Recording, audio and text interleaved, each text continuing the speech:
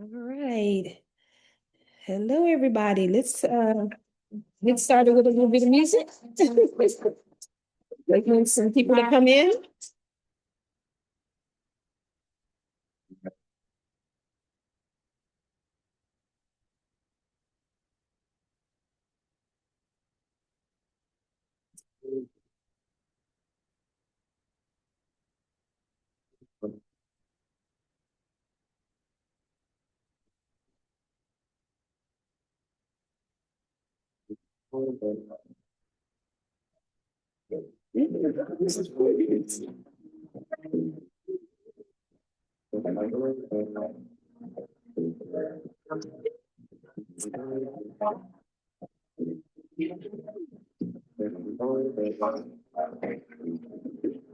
There's been so many things that's held us down, but now it looks like things are finally coming around.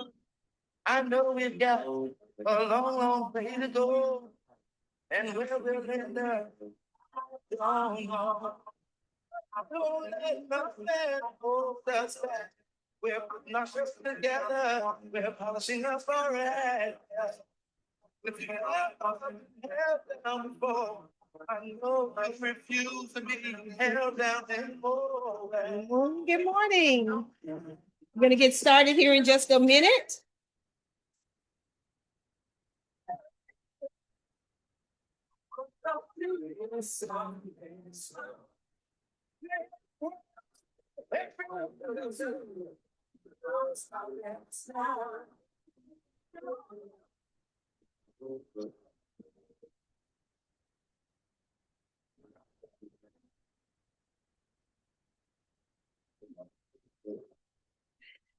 Right.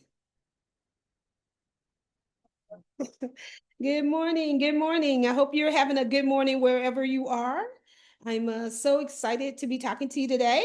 I know the subject, well, it's a little bit like, I don't know, not the best. We're talking about disasters, but sometimes you got to talk about disasters. So hopefully it'll be information you can actually use. So anyway, just for the people who don't know me, my name is Lorraine Johnson. I'm a certified retreat travel specialist, and I help entrepreneurs and coaches and consultants just plan retreats that feel seamless, elevated, and of course profitable. So I am here today because I'm just wondering if you've been thinking about hosting a retreat, or maybe you already have something that's planned, something that you're already putting together. Then today this session is for you.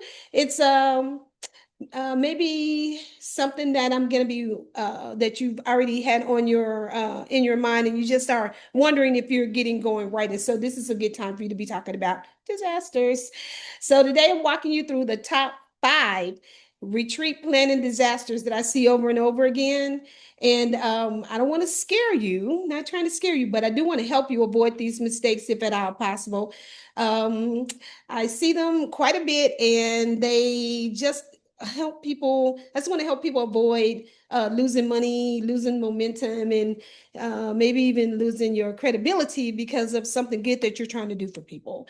So the truth is, retreats can absolutely grow your brand. They can deepen your client relationships, and you can create unforgettable transformation for people. But they can also unravel pretty quickly, and if you don't have the right systems, if you don't have the right messaging, if your logistics is off, then it could be something that turns out to be worse than what you imagine. So, anyway, my goal today is just to help you spot a few red flags early on so that you can make stronger planning decisions, and you can leave with a better understanding of what it really takes to host a retreat, something that people are excited to book, something that they're grateful that they attended. So, okay, let's jump in. The first disaster that we're going to talk about today is booking the wrong venue. So, the first disaster is the one that's the biggest mistake, because the venue really does affect almost everything else. It shapes the experience, the pricing, the logistics, the client perception, and even the kind of content that you create around your retreat. A lot of hosts choose the venue based on what it looks like. If it's pretty online, they see these beautiful photos, they see all this dreamy pool, you see a really nice lobby, and then you just think, oh my goodness, that's perfect. But pretty property is not the same as the right property for your own retreat. So the real question that you have to ask yourself is, does this retreat support the experience that you're promising to your clients? If you're marketing a high touch, intimate retreat for women in business, but the property feels crowded or it feels noisy, maybe it's too generic, that can disconnect people pretty immediately. So if you're selling rest, connection, ease, but the guests are spread out over multiple buildings, or there's no comfortable place for people to gather, then the retreat can just feel too fragmented. So the venue really does affect what it is you're promising the people at your retreat. So there are a few things that I always tell my retreat hosts to evaluate before booking a retreat. And one of the first things is capacity. Not just how many people can sleep there, but how many people can gather there comfortably. The other thing is the layout of the rooms, of the meeting spaces, the dining areas, the common areas. Are they functional for your itinerary? Another thing is that you want to look at is accessibility. How easy is it to get from the airport? How easy is it to navigate once you're on site? All of these things matter.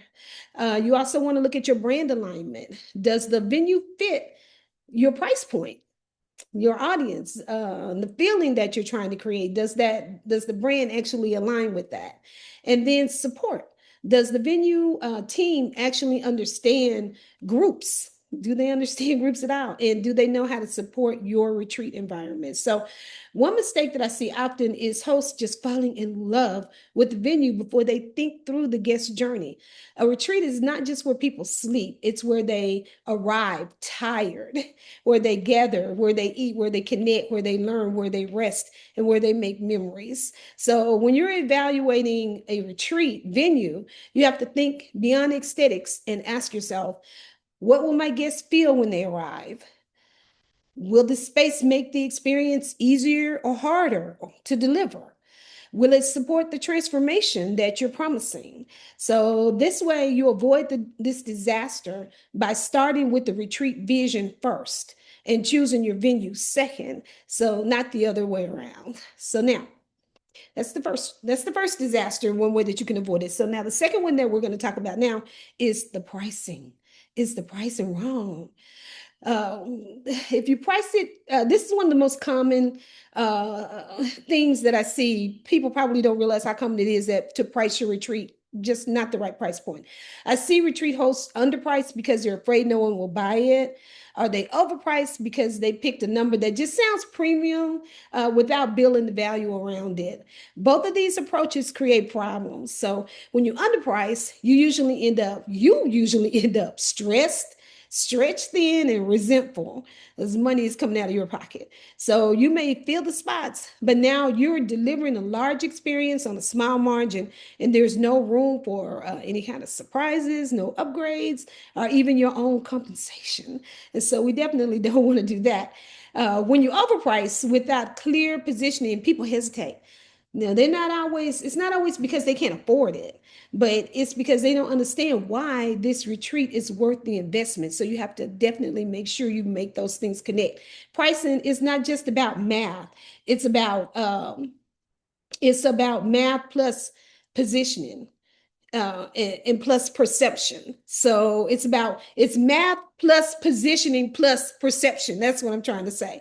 So you need to know your hard cost, including the venue, the food, excursions, transportation, gifts, taxes, and your time.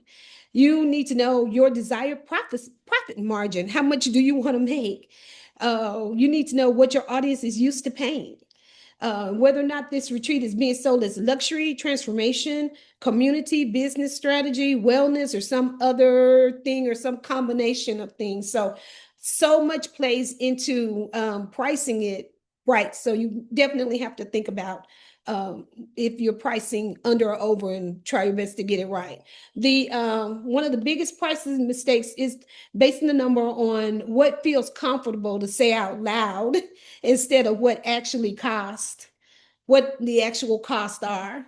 So another mistake is leading with features too instead of outcomes. If your copy only says things like 3 nights, daily breakfast, and welcome dinner, you're selling a package. But if you clearly connect the retreat to a bigger result, like clarity, like rest, like business momentum, sisterhood, leadership, creative renewal, and you're selling an experience with meaning. So if you want to avoid those disasters, then you need to build your pricing from real numbers first.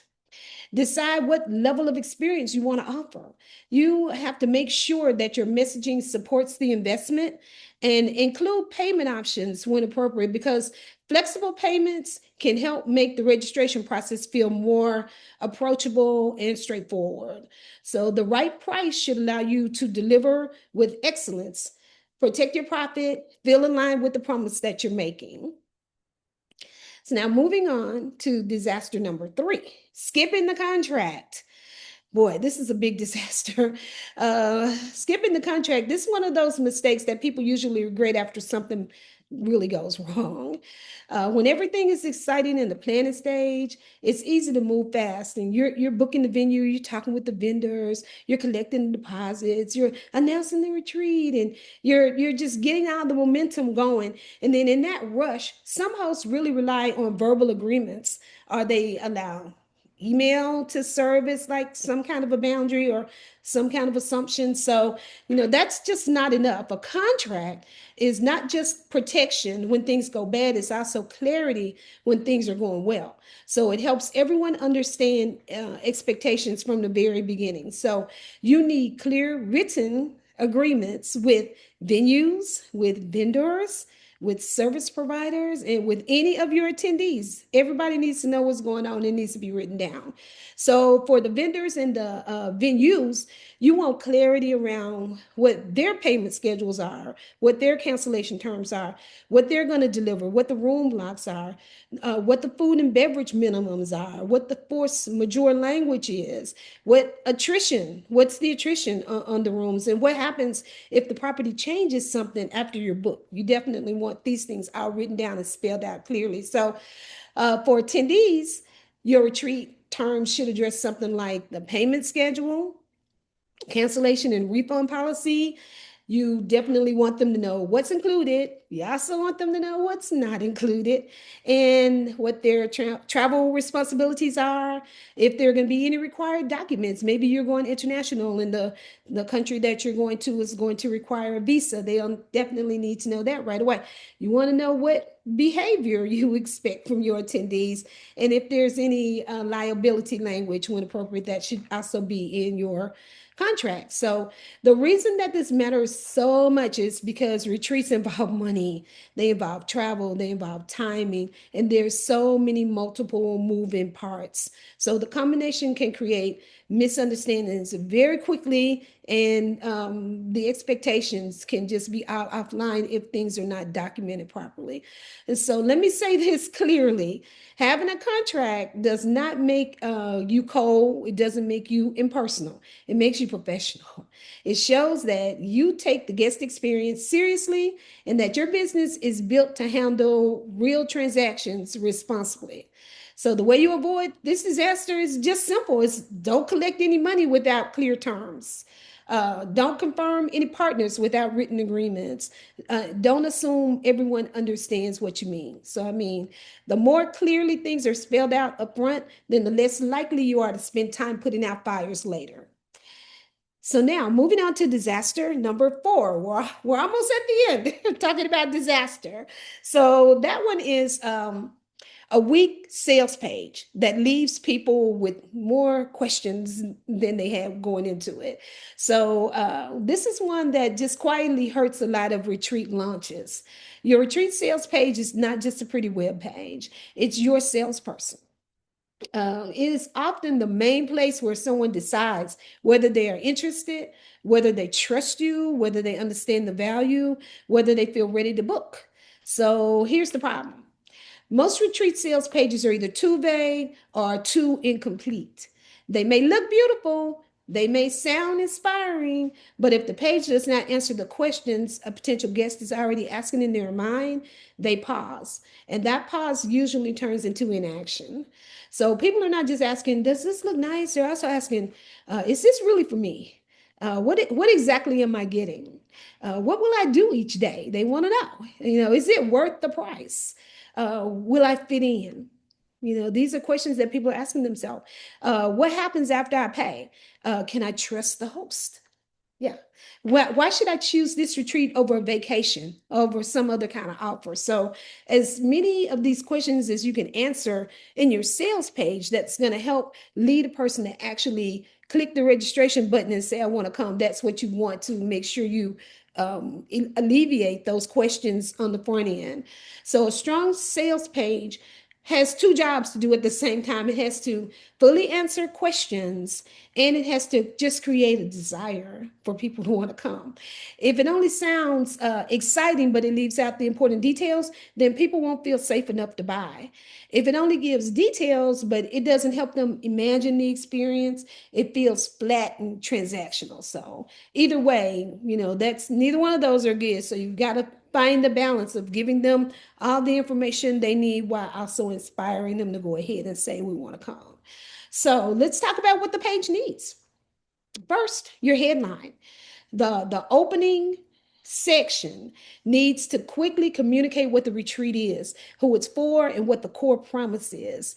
Retreat sales guidance consistently emphasizes a strong title or banner because that first impression sets the tone and it pulls people in.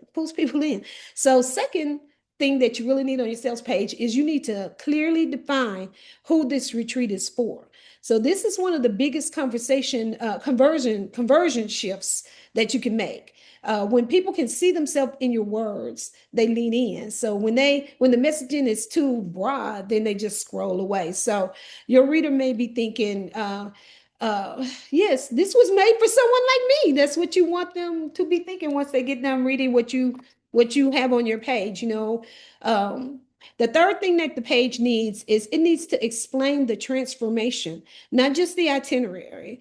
So vivid, emotionally resonant language helps people imagine how they will feel and what change will happen for them.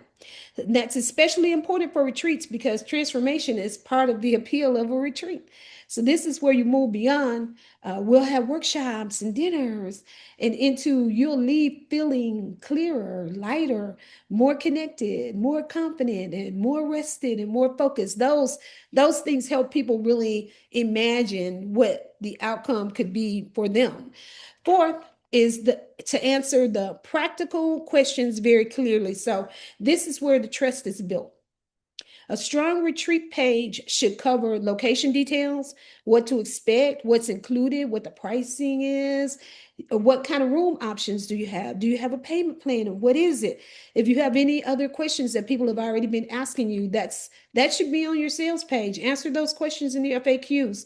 And if you have any testimonials or any kind of credibility markers, that should definitely be on your sales page. It should give people enough information to stop hunting for answers in your inbox. This means things like the retreat dates, the destination. You want to have details about the accommodations, about what meals are included, what excursions or sessions are included, what airfare or transfer are not included if that's applicable. And sometimes even if you're not including the airfare, you still want to help them understand what airport should they be coming into, what's the appropriate time for them to be coming there, will they need to get a transfer, and how when they get there. You need them to know what their payment options are, what happens after they register. So just any of the questions that you can answer on the front end in your sales page is going to help that person decide, fairly quickly whether or not your retreat is the one that's for them or not. The fifth thing is you want to show them the experience. So use imagery and copy that helps people picture themselves there. Strong Retreat sales page advice highlights that the value of engaging visuals, venue photos, and the language that it evokes is the essence of the retreat. So the goal is for someone to mentally step into the retreat before they ever book it. And this is important. Clarity does not kill desire. Clarity increases desire because it reduces uncertainty. So, one of the biggest myths in marketing is that mystery is what causes people to buy. And so that can work in certain arenas. Like maybe if it's a great movie coming, you don't want to see the whole movie before you go. So having some mystery around how this is going to play out, that might be fun, but it doesn't work well when someone is considering spending a meaningful amount of money on travel and a hosted experience. They want to know what they're stepping into. So the more confident and informed they feel, the easier it is for them to say yes. I also want to touch on structure. One retreat marketing source specifically notes that a retreat page should function like a true sales page with enough information organized so the readers can move through it and find what they need. So that means that your page should feel intentional, not scattered. So here's a simple flow that you could use. Here's a simple flow you can teach in the webinar. You start with a clear promise. You introduce what it's for. Then you paint the transformation. Then you show the experience. You explain what's included. You share the pricing and the next steps. You handle any objections right on the sales page with the frequently answered questions section. Then you reinforce the trust with testimonials of your host credibility. And then you end with a clear call to action.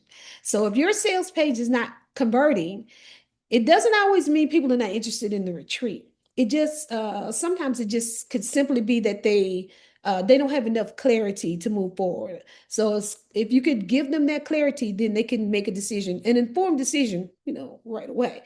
So the way that you avoid this disaster is to stop treating the sales page like it's a flyer and to treat it like it's a guided experience decision, like it's a guided decision making experience. So your page should ask your questions before they're answered. It should reduce uncertainty. It should build trust, and it should make the right guest think, this is exactly what I've been looking for.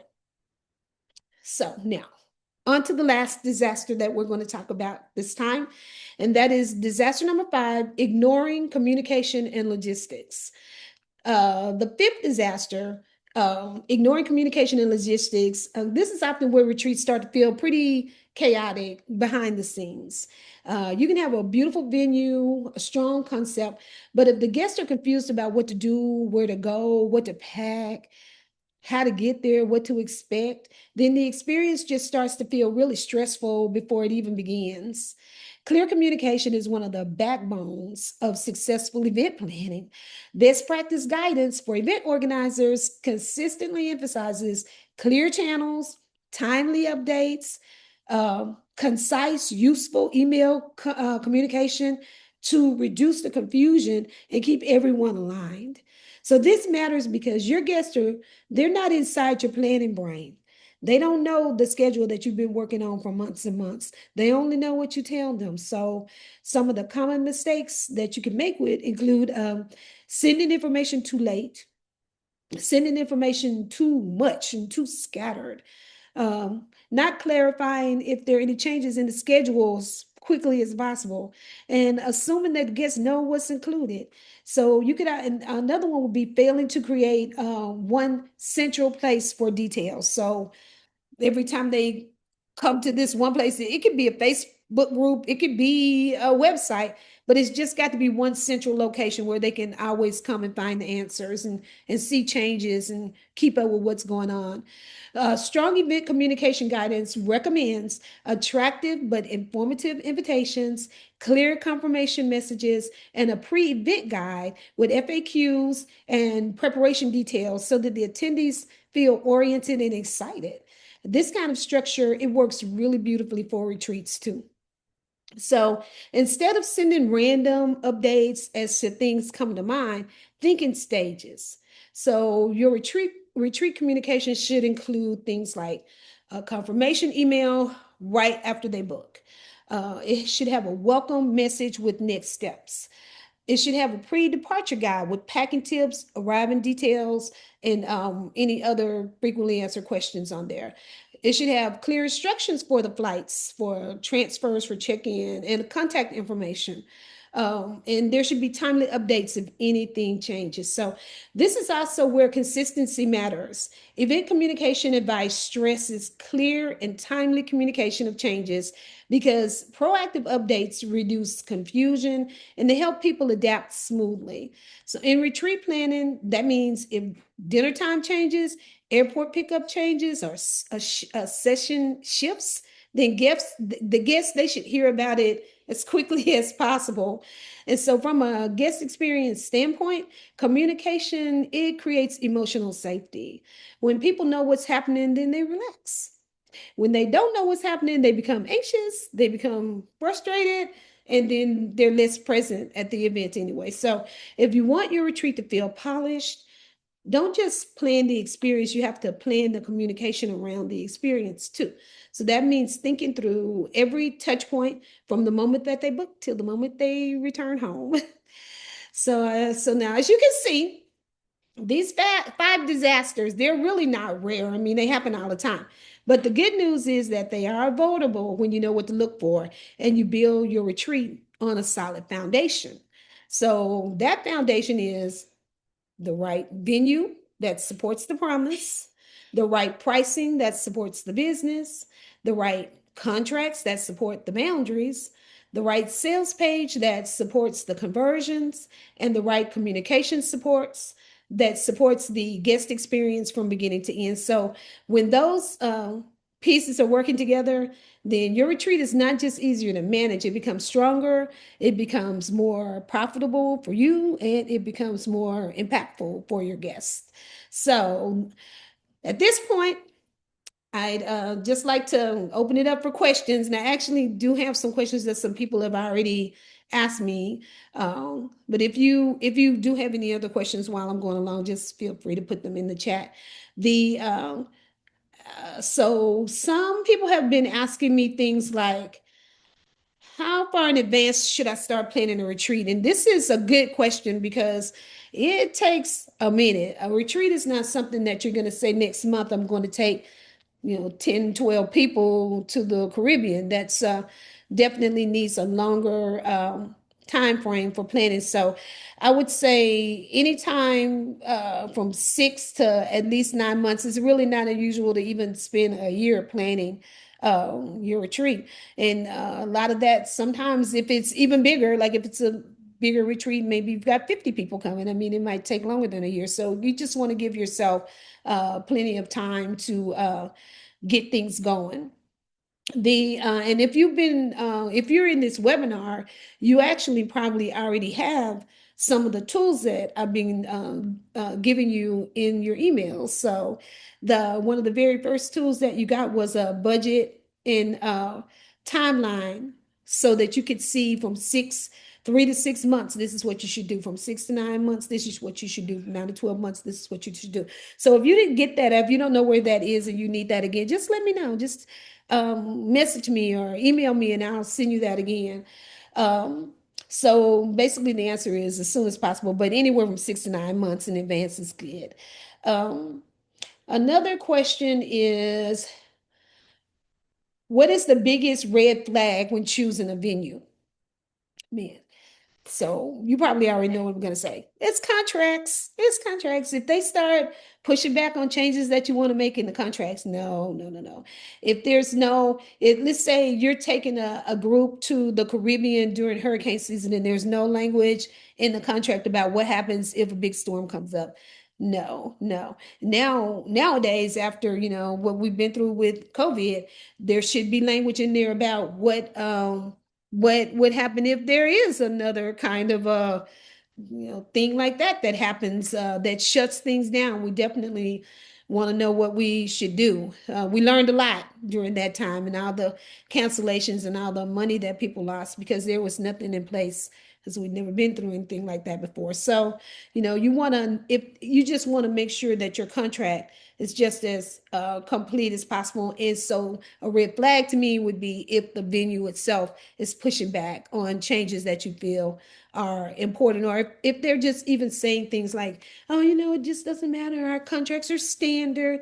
This is standard across the, board. This is what most hotels usually do. No, I wouldn't go with that. So, um, the so let's see another. So it looks like the other question that I got is, how do I know if my retreat is priced too low? Yes, this is good. The pricing, that matters because the pricing is really gonna end up, telling you what your profit is gonna be. So you just want to make sure that you have all of your costs in there up front. So you're gonna have hard costs like how much the food costs, how much the audio visuals cost, how much the events costs that you want to take them to. What about your marketing materials and any kind of gift that you want to give to people in the end? So, I mean, just any kind of thing where you're going to be spending money needs to be in your calculation. And a lot of times I see that people, they forget to put in the calculation what the fee is for your credit card. So, credit card companies, they're going to charge you, most of them charge like 3%.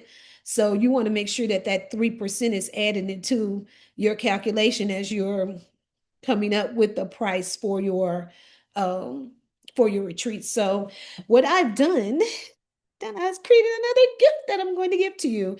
And this one is a retreat pricing calculator.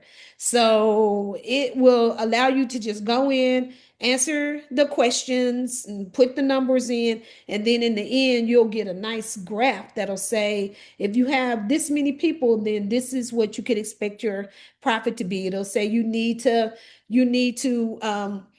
raise the price, or you need to raise the amount of people who are coming. So it's a great calculator that's easy to use, and I really love for you to have it. Retreat pricing calculator. And the way that you can get it again is just email me.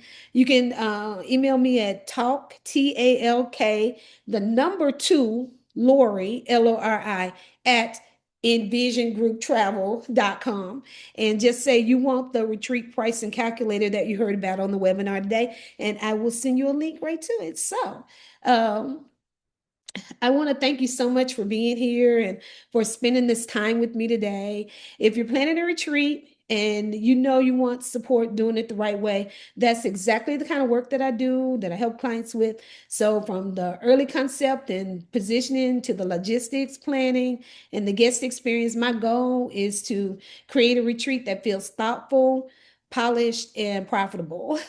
So if today's session shows you where your gaps might be, or it helped you realize that you don't want to figure this all out alone, um, believe me, if you don't want another job, you're already a coach, you already have your own business, you got a day job. So, why become a travel agent as well? So I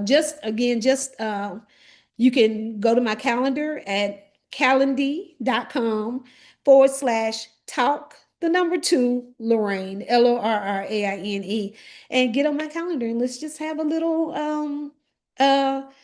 chat about it. I'm gonna drop that into the chat. I'm gonna drop this is going to be my calendar so that you could click on that link. It's Calendly. Is it coming up? Yep, there it is. Oh, it's coming up very slowly, but it's our calendly.com/talk to Lorraine. And just go ahead and get on my calendar. I'd love to talk to you. It's definitely no pressure, just a conversation. And, ask questions or whatever it is you need. So looking forward to that. Again, have a great day. Thank you guys so much for being here. And we'll talk again soon. Bye.